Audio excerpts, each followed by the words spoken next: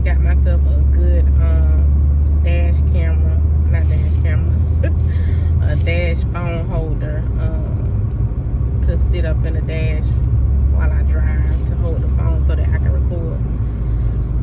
I don't know, excuse for not recording, but anyway, I just had something on my mind and I wanted to talk about it and talk it out for myself. So one of the things that I think I've always gone through with being a mother and being a single mother is reminding myself not to have resentment for my children's fathers, which is difficult when you find yourself in situations where you need or you want help or you don't have the support that you need. Like, for example, and I'm a strong believer in not continuing to talk about and dwell on situations that don't feel so good, because I think that it exacerbates the feelings of the situation, and I think that it manifests ways of not resolving it. So the quicker that we can realign, readjust, accept things for what they are, and speak what we desire into existence, the quicker they come. Like, I live by that. I try my best to live by that because I have found it to be true. So the moment I find something that's not favorable for me, I try to shut up about it because I want to usher in what I do want for that situation. However, motherhood, single motherhood, and the resentment for children's fathers has been one of those things that has been more difficult for me to navigate through, just because there is a resentment there. There is a I'm doing this by myself there. So one of my things, for example, is my youngest has been sick. She has an abscess on her gum. It's a dental abscess, and it's just been really painful for her. So she's been out of school most of the week. I've taken some of the week off, and one of my resentments is her dad hasn't offered to come. He's called, he's checked on her, but he's not offered to come. He's not offered to come and take any of his time off of work or whatever. He's just been calling, which is kind of aggravating, because it's kind of like, okay, don't keep calling me when I'm dealing with this, when you can just come and help me with this situation. Nonetheless, I know it is important, and I've had situations with this particular father before. I have 2 daughters. Both of them have different fathers.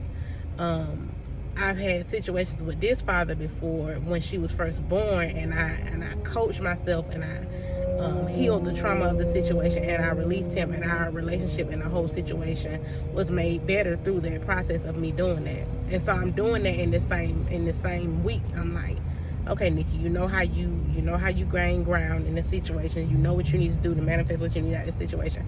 Also, I'm also a believer in the energy that you're carrying could be keeping your daughter from being as well as she needs to be. The longer you live in this resentment, the longer you're not going to be able to heal your child, because I am a believer that we have the healing abilities to heal ourselves and to heal our children. So the longer you carrying that, the longer she's going to carry this sickness. And I don't know how many people believe in things like that, but I do. I live my life according to things like that. So anyway, I'm just in this space of, Nikki, release that. Like, I know it's frustrating. I know there's a resentment, but when you think about it, you have everything that you need. You have a car to get your children where they need to be.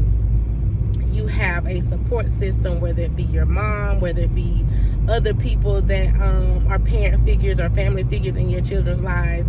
You really don't go without nothing. So at the root of it, I know it feels better to have those fathers there supporting, because they help create them. At the same time, Spirit is still providing everything that you and your children need, and I'm dwelling on that. Like, you got, chill out, let it be what it is or whatever. And then at the same time, understanding that, because one of the frustrations is these children think these daddies like the sun setting these daddies or whatever.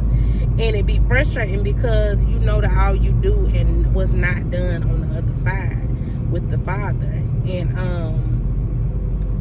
for them to glorify someone who is not doing what you do. And a lot of times motherhood is a thankless job, and so it's frustrating, and that causes more of a resentment.